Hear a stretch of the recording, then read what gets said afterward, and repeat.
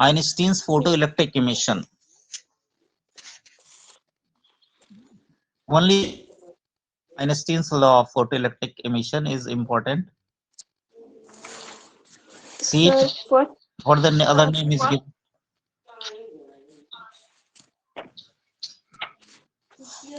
Sir, Einstein's theory of Einstein's photoelectric. theory of photoelectric current, right? यही ना? Yes, sir. हाँ, Einstein's theory of photo electric current.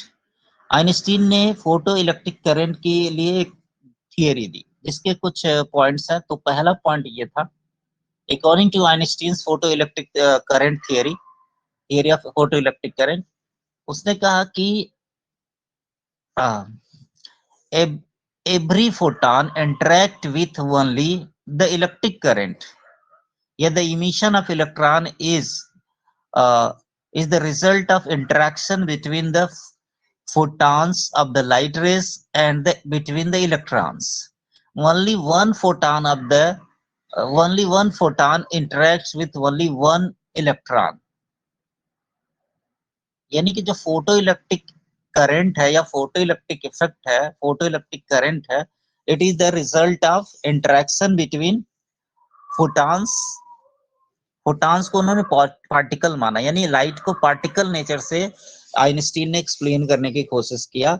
और Einstein ने कहा कि जो लाइट है उसके अंदर फोटॉन पार्टिकल्स होते हैं, और वो फोटॉन पार्टिकल्स इलेक्ट्रॉन पार्टिकल से क्या करते हैं, इंटरेक्शन करते हैं जब वो किसी मेटल पर पड़ते हैं। और मेटल के इलेक्ट्रॉन्स पार्टिकल से जब वो इंटरेक्शन करते हैं तो फोटॉन की एनर्जी जो है इलेक्ट्रॉन्स को मिल जाती है। और उन्होंने कहा कि ये पार्टिकल चूंकि है तो एक पार्टिकल एक ही पार्टिकल से इंटरेक्ट कर सकता है। इसका मतलब एक फोटॉन सिर्फ एक ही इलेक्ट्रॉन से क्या करता है, इंटरेक्शन करता है, और उसको अपनी एनर्जी फोटॉन दे देता है इलेक्ट्रॉन को, यानी फोटॉन की एनर्जी इलेक्ट्रॉन के पास पहुंच जाती है। और इस तरह से फोटॉन उस एनर्जी को, अब आगे उन्होंने कहा अगले वाले प्रिंसिपल में, तो पहले वाला प्रिंसिपल की बात थियरी में पहला मेन पॉइंट क्या था कि the photo electric emission or photoelectric current is the result of interaction between electrons and the photons. Only one photon interact with only one electron, right? इतना हो गया, बात समझ में आई? जरा इतना पहले फर्स्ट लॉ बताइए, फिर सेकेंड लॉ को एक्सप्लेन करते हैं। Ramdatt, explain the first photoelectric Einstein's theory of photoelectric emission. According to the first law,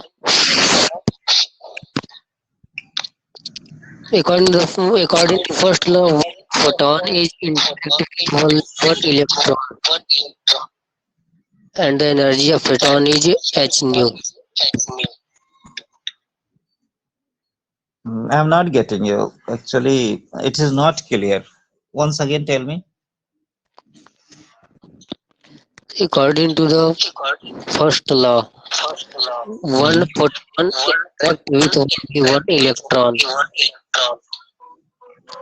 No, there is something more also. That is the photoelectric emission is the result. Photoelectric emission, photoelectric current is the result of interaction between Two particles, electrons. one is photon and Two another is electron.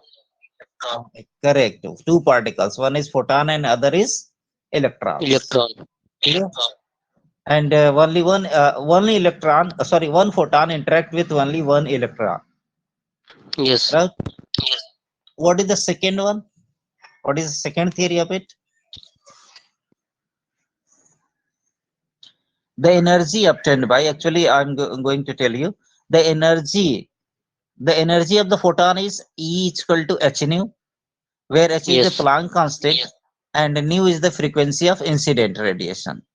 Nu is the frequency of incident radiation. So the energy of the photon is h nu, and where h is the Planck constant and nu is the frequency of incident radiation. Now this energy is used by in the second law. It is written that this energy of the photon is used by the electron in two ways. And the first one, it is for the work function. So what is work function? The energy used by the electron to overcome from the electrostatic force of the nucleus, and that is, it means that to eject from the nuclear force of the atom. What is the work function? Work function is the energy used by the electron to overcome from the electrostatic force of the nucleus. Actually electron पर electrostatic force nucleus का लग रहा होगा, तो उस force से दूर हटने के लिए, यानी न्यूक्लियस से बाहर निकलने के लिए, जैसे मान लेते हैं कि इलेक्ट्रॉन यहाँ न्यूक्लियस है और इलेक्ट्रॉन यहाँ पे कहीं मूव कर रहा है, तो इस पर अंदर की तरफ इलेक्ट्रोस्टैटिक फोर्स लग रहा होगा इलेक्ट्रॉन के ऊपर, तो इस इलेक्ट्रोस्टैटिक फोर्स से दूर भागने के लिए जो एनर्जी खर्च करनी पड़ती है, उसी एनर्जी को हम लोग क्या कहते हैं, वर्क फंक्शन। यानी कि इलेक्ट्रॉन जो पाया एनर्जी फोटॉन से, उसको उसका कुछ पार्ट जो है ना किसमें खर्च कर दिया, वर्क फंक्शन में। यानी it want to go to the infinite shell, यानी अपने जो जिस सेल में है एग्जिस्टिंग सेल में, उस एग्जिस्टिंग सेल से कहां पे जाना चाह रहा है, इनफाइनाइट सेल पे, यानी कि मेटल सरफेस से बाहर निकलना चाह रहा है इलेक्ट्रॉन, तो निकल जाता है। तो जितनी एनर्जी बाहर निकलने के लिए रिक्वायर्ड होती है, that energy is known as work function. So second law में आप क्या लिखोगे कि the energy acquired by the electron from the photon is used in the two way. One is in the form of work function, that is, the electron uses this energy to overcome from the electrostatic force of the nucleus and goes to the infinite cell, यानी infinite shell में वो पहुंच जाता है, that it is ejected from the atom, यानी atom of the, it is ejected from the atom of the metal के atom से क्या होता है, इजेक्ट हो जाता है, बाहर निकल जाता है। Now the rest of energy, अब जो बची हुई एनर्जी उसका क्या, मान लेते फोटॉन से ढेर सारी एनर्जी मिली होगी, तो अपना वर्क फंक्शन के रूप में, तो जो वर्क फंक्शन के रूप में एनर्जी खर्च हुई, उस एनर्जी को हम लोग W0 या फाई नॉट से डिनोट करते हैं। हम W0 से कर रहे हैं, हो सकता है बुक में फाई नॉट लिखा हो किसी बुक में, तो वर्क फंक्शन हो गया। अब वर्क फंक्शन का अगर फार्मूला बात करें तो ये कितना होगा, H इंटू न्यू नॉट के इक्वल होगा। Where is H is the Planck constant and what is the nu naught, nu naught is the threshold frequency. Nu naught क्या है, threshold frequency, THRESHOLD, threshold frequency of radiation. What is threshold frequency of radiation? This is the minimum frequency of the incident radiation to eject a electron from the metal surface. यानी कि इतनी minimum frequency की radiation की चाहिए, अगर इससे कम frequency की radiation हुई तो उस मेटल से, उस पर्टिकुलर मेटल से इलेक्ट्रॉन निकलेगा नहीं। यानी कि ये मिनिमम फ्रीक्वेंसी, इसी को हम थ्रेशोल्ड फ्रीक्वेंसी बोलते हैं। Threshold frequency is the minimum frequency required by the electron to eject from its existing shell to the infinite shell, यानी अपने एग्जिस्टिंग सेल से इनफाइनाइट सेल में, यानी कि बाहर निकलना। इनफाइनाइट सेल का मतलब होगा कि बाहर निकलना। इलेक्ट्रॉन को अपने एग्जिस्टिंग सेल से इनफाइनाइट सेल में पहुंचने के लिए जितनी इंसिडेंट रेडिएशन की फ्रीक्वेंसी की जरूरत है, उसी फ्रीक्वेंसी को हम लोग क्या बोलेंगे, work function, sorry threshold frequency बोलते हैं। और ये जो एनर्जी जितनी जरूरत होगी, उस एनर्जी को हम लोग क्या कहते हैं, वर्क फंक्शन। तो ओमेगा नॉट यानी कि या phi naught is equal to होता है H न्यू नॉट होता है, nu naught is the threshold frequency.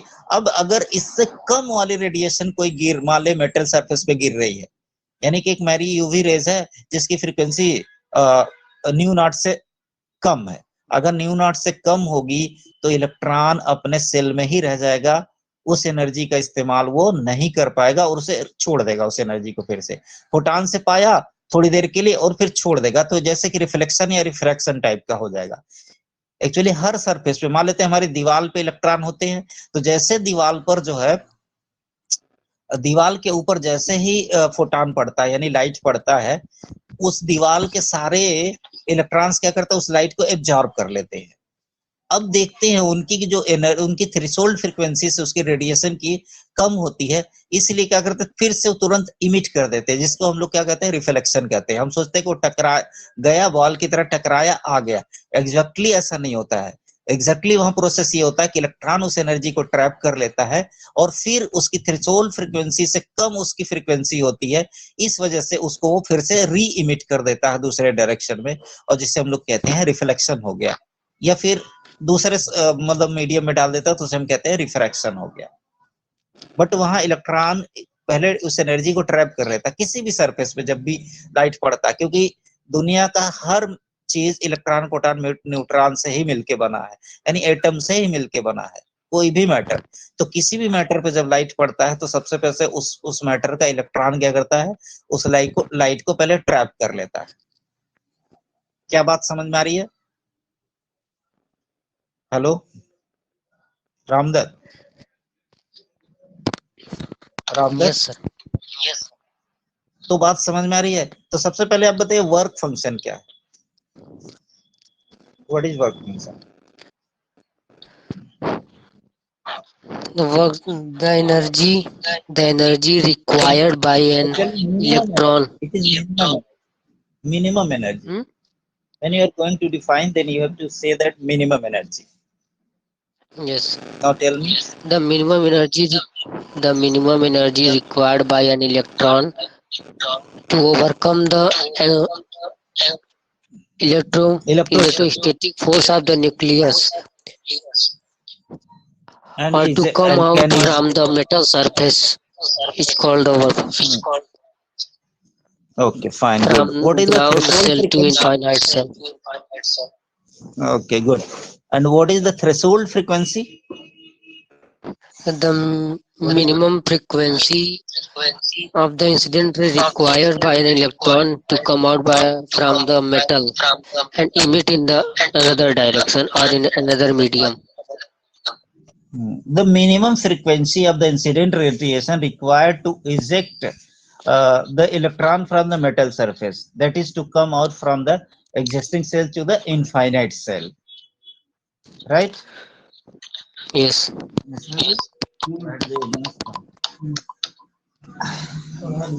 हाँ बस, हेलो, आई थिंक समझ में आ गया। तो चलिए इस तरह से Yes. जो द एनर्जी, इस तरह से अब देखा आपने कि जो इलेक्ट्रॉन को मिली एनर्जी फोटॉन से, तो दो रुपए में खर्च किया उसने, एक तो वर्क फंक्शन में, दूसरा दौड़ने में। एक्चुअली क्या हुआ, जो बची हुई एनर्जी से वो क्या करता है, मेटल सरफेस पे आकर के और मेटल के अंदर क्या करता है, दौड़ने लगता है। और जब रन करता है कोई चीज, उसकी एनर्जी को हम लोग काइनेटिक एनर्जी कहते हैं। इट मींस दैट, यानी कि the rest sum of the energy is used as the work function and the rest of energy is used as the kinetic energy. तो इस तरह से हम कह सकते हैं कि जो एच न्यू हमारा था, जो इंसिडेंट रेडिएशन की फ्रीक्वेंसी थी, it is used as the W naught plus K, यानी energy of the Yes. Photon H nu works at W naught, that is work function plus kinetic energy. यानी electron ने दो energy से, यही जो Einstein का second law है कि the energy obtained by the electron from the photon is used in the two way, and the one is that it is used in the work function, that is to overcome from the electrostatic force of the nucleus and to eject from the metal surface, and the rest of the energy is used as a form of kinetic energy to run through the wire or run through the metal. Clear? तो इस तरह से हम कह सकते हैं h nu is equal to w naught plus k, or you can say that h nu is equal to h nu naught plus k. देखिएगा हमने क्या किया, h nu naught is the threshold frequency, तो इस तरह से h nu की value h nu will be equal to h nu naught plus k. So how much kinetic energy will be there? तो अगर हम बात करें kinetic energy कितना होगा, तो k will be equal to h nu minus h nu naught, h nu minus h nu naught। तो ये हो जाएगा आपका kinetic energy, इतनी kinetic energy रहेगी। तो अगर आप kinetic energy को कैलकुलेट करना तो इस फार्मूले का आप इस्तेमाल कर सकते हो। सो h nu is equal to w naught plus k. This is the formula for the Einstein's theory. अब आप घर पे पढ़ोगे तो आई थिंक समझ में आ जाएगा। क्लियर है? Hello, Yes. Saida, can you tell me? Saida, can you tell me Einstein's theory of photoelectric emission? Can you explain me? Yes, sir. Yeah, explain first- it. The first one is the photoelectric current or the photoelectric emission is the result of interaction between the photons and the electrons, and only one photon can interact with only one electron.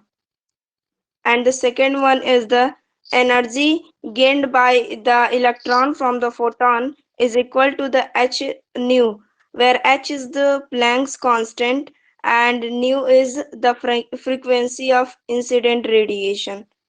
And this energy is used in two ways. First one is in the work function, and the second one is in the threshold frequency. Work function, sir, it is the minimum amount of energy required to eject out the electron from the metal surface, means to overcome the electrostatic nuclear force. And the threshold frequency, it is the minimum value of frequency up to which it can eject the electron from the metal surface.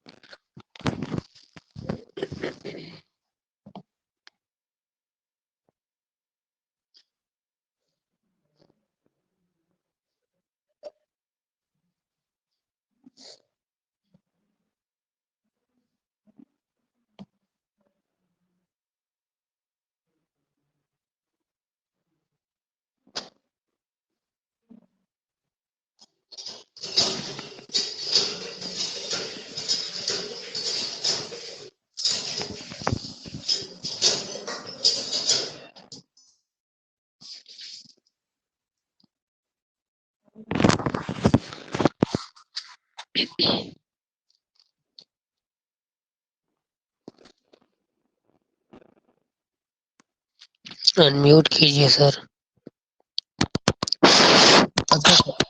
अच्छा अन्नी, okay, fine. Ankita, hello. Ankita, are you getting my voice? Hello. Ankita, can you define Einstein's theory of photoelectric current or photoelectric Yes, sir. emission? Explain. Sir, photoelectric emission is the result of two particles, and one is photon of the incident radiation and electron of the photosynthesis metal, and the minimum energy required to remove the electron from metal surface is called the work function. And only one photon interact with the only one electron. The energy obtained by the electron from photon is used in the two way. Some energy is used to liberate electron from metal surface. It is the work function. Fine. And the minimum energy of photon is used as a kinetic energy by the electron to run No, through in rest the of the energy. surface. No, not minimum energy. The rest of the energy, बची हुई energy. Yes, sir, the remaining energy. Remaining energy. Fine. The remaining energy are rest of energy. The remaining energy is used by the electron as kinetic energy. Yes, sir. हाँ, थोड़ा 10-15 minute. 8 बज रहा होगा. 10 minute में आ रहे हैं. 10 minute में. Hello, चलिए अंकित, साहिदा अनम्यूट Yes, करिए। sir. हेलो। तो इस Yes, चैप्टर sir. में बस इतना ही था और कुछ नहीं था, आप लोग पढ़ डालो, कुछ और नहीं है इस चैप्टर में। जहां से भी अब इसके बाद आपको डाउट लगे, प्रीवियस ईयर पढ़ लो, सब कुछ पढ़ लो, तो हम आपको बता देंगे, या बोलो तो आप प्रीवियस ईयर करवा दें। अभी टाइम ज्यादा हो गया, अब इस चैप्टर में और कुछ नहीं है, जो भी आप पढ़ोगे सब समझ में आ जाएगा। मेन यही थियरी था, दो थियरी था, एक एक्सपेरिमेंट था और दूसरा ये इसका था। अच्छा, इसमें आता है डुअल नेचर ऑफ रेडिएशन और डुअल नेचर ऑफ मैटर। तो डुअल नेचर ऑफ रेडिएशन का मतलब क्या? अभी आइंस्टीन ने बताया, सर ये इसके बारे में डिस्कस कर लेते हैं हम लोग कि डुअल नेचर ऑफ रेडिएशन। तो आइंस्टीन का थियरी ये था कि जो लाइट होता है वो पार्टिकल नेचर का होता है, उसमें फोटॉन होता है। बट बाद में डी ब्रोगली आए, उन्होंने हाइपोथेसिस अपना दिया। उन्होंने कहा कि एक मैटर वेव का हाइपोथेसिस पहले दिया, मैटर वेव। और मैटर वेव के लिए फार्मूला दिया था कि lambda is equal to H upon M B, H upon P, जिसे एच अपान एम बी कहते हैं हम लोग, एच अपान पी। तो लेमडा इज इक्वल टू, तो डी ब्रोगली ने कहा कि एवरी पार्टिकल, ब्रोगली ने बताया कि every particle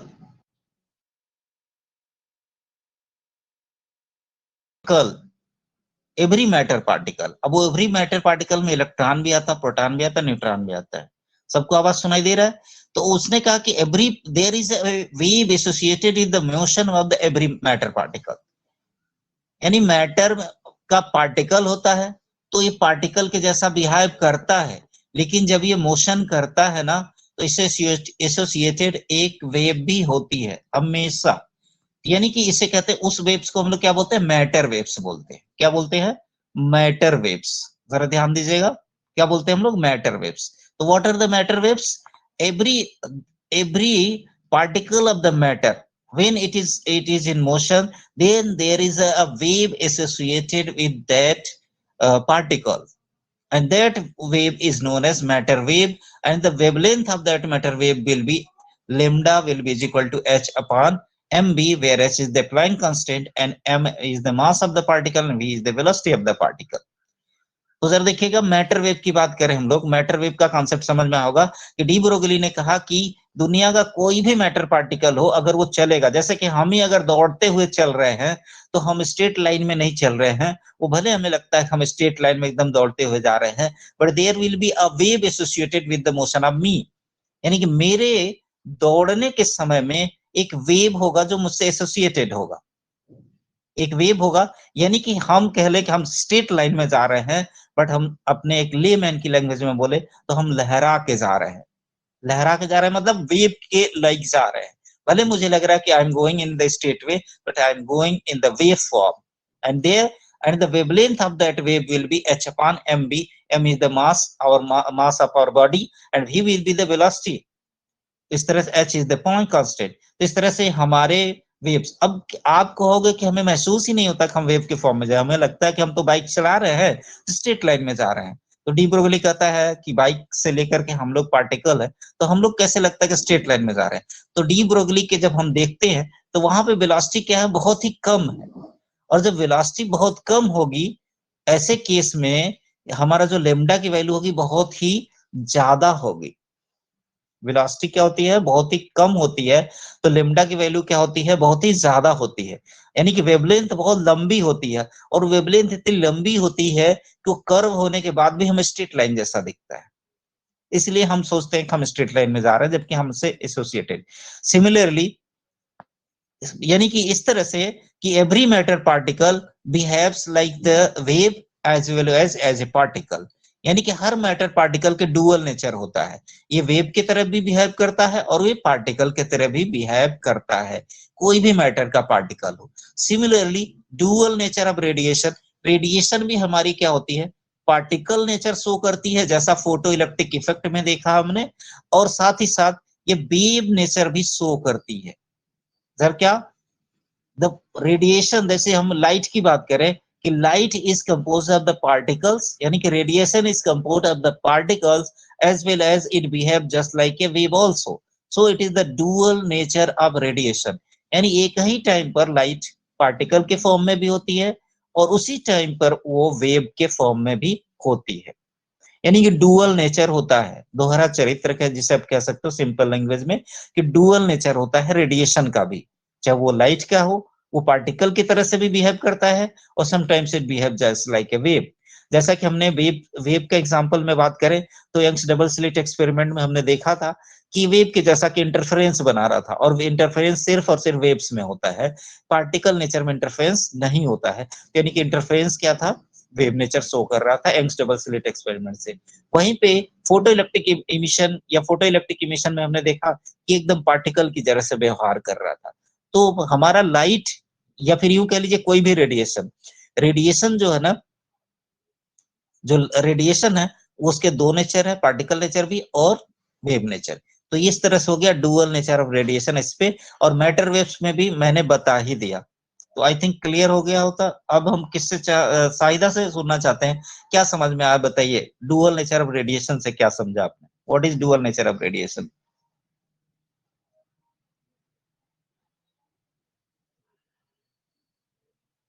Sahida, Ramdatt, Yes, yes, बोलिए, sir. क्या समझ में आपको डुअल नेचर ऑफ रेडिएशन से? सर, इट मीन्स कि जो लाइट होती है मतलब सेम टाइम में पार्टिकल की तरह भी बिहेव करती है और वेव की तरह भी। और जैसे सर हम लोग की जो वेलोसिटी, हम लोग की स्पीड जो होती है वो बहुत ही स्लो होने की वजह से जो वेवलेंथ होता है वो बहुत ज्यादा होता है, इसीलिए हम भी वेव की तरह मतलब हम जब भी हमारे अंदर ट्रेवल भी करते वेव की तरह होता है, बट सर इतनी ज्यादा मतलब वेवलेंथ होने की वजह से वो स्ट्रेट हमें लगता है, और हाँ, क्योंकि हमारी स्पीड बहुत ही कम होती है इसलिए। तो ये हम्म। सर डिपेंड करता है कि कब किससे ये इंटरेक्ट कर रहा है, पार्टिकल और वेव नेचर जो होता है उसके अकॉर्डिंग चेंज होता रहता है।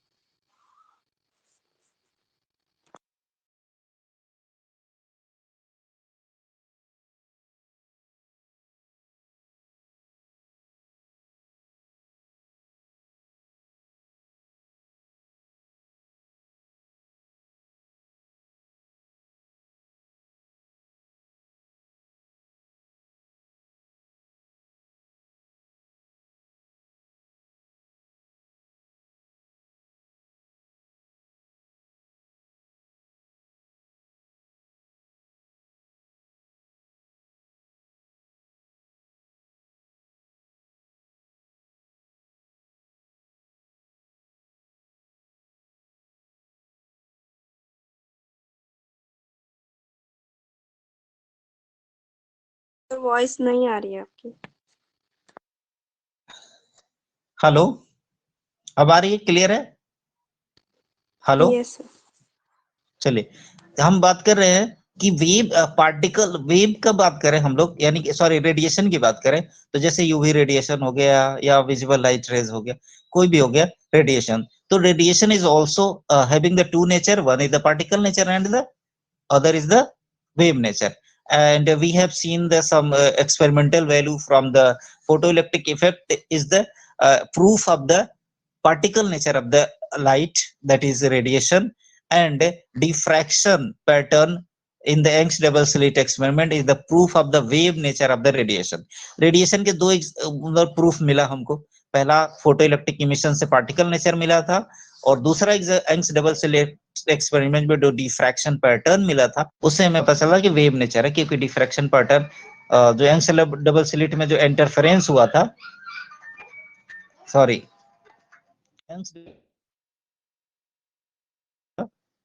यंग्स डबल स्लिट में जो इंटरफेरेंस पैटर्न मिला था, इंटरफेरेंस पैटर्न, तो वो कैसा था इंटरफेरेंस पैटर्न, वो वेव नेचर को शो कर रहा था, क्योंकि इंटरफेरेंस सिर्फ वेव्स में होता है, पार्टिकल में नहीं होता है। उसी तरह से ये तो था वेव के बारे में। अगर मैटर की बात करें तो मैटर के भी दो रूप होते हैं, ये पार्टिकल की तरह से बिहेव करता है और वेव की तरह से भी बिहेव करता है, और मैटर से रिलेटेड जो वेव होती है उसे मैटर वेव्स कहा जाता है। तो now the chapter is ended, go to the chapter.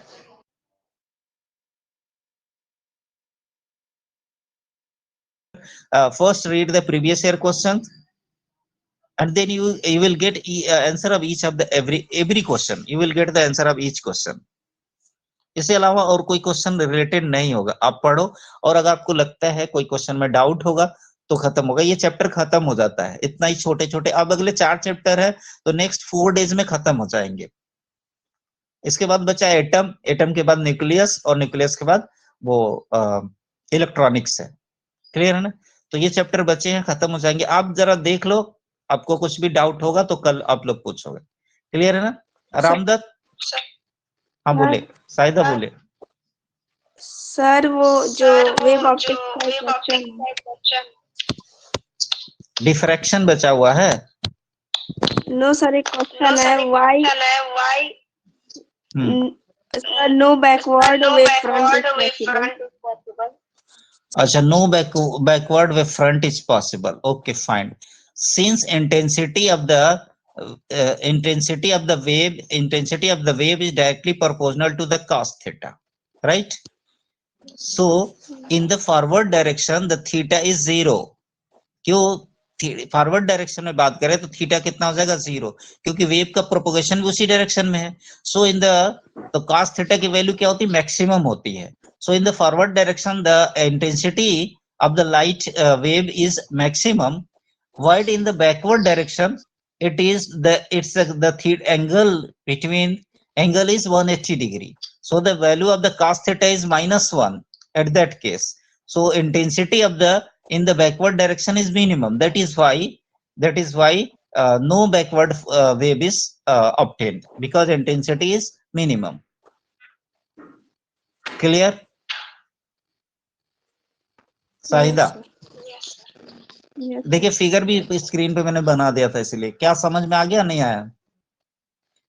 Forward direction में जिस तरह वेव, हेलो, फॉरवर्ड डायरेक्शन में क्या होता है? जो थीटा की वैल्यू होती है 0 होती है, क्योंकि वेव जिधर जा रही है उसी तरफ हमारा जो है, जिस तरफ प्रोपोगेशन ऑफ वेव है, हमारा जो वेवलेट है उसी डायरेक्शन में जा रहा है। तो दोनों सेम डायरेक्शन में जा रहे हैं, तो थीटा की वैल्यू कितनी होगी? 0। लेकिन जो वेवलेट पीछे की तरफ जा रहा है और path of propagation of wave जो है आगे की तरफ है, इसका मतलब जो पीछे की तरफ वेवलेट आया बैकवर्ड डायरेक्शन में, उससे एंगल कितना हो गया? 180 डिग्री हो गया। तो आई जो है ना, cos थीटा डायरेक्टली प्रोपोर्शनल होता है। क्लियर है?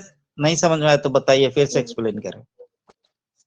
आ गया समझ में? सर क्लियर है। चलिए ठीक है, नेक्स्ट और कोई डाउट?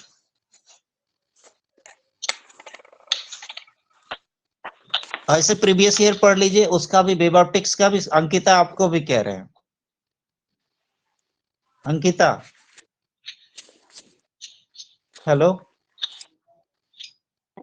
अब तो वेव ऑप्टिक्स में नहीं पढ़ो, एक दिन और रिवाइज कर देंगे वेव ऑप्टिक्स। समझाना वेव ऑप्टिक्स टफ है तो एक दिन हम और रिवाइज कर देंगे, लेकिन अभी डुअल नेचर का सारा क्वेश्चन पढ़िए प्रीवियस ईयर। साथ ही साथ कोशिश करिए कि फिजिक्स का एक सैंपल पेपर डेली सॉल्व करें, उससे निकले हुए डाउट्स को आप डेली मतलब क्लास में पूछें।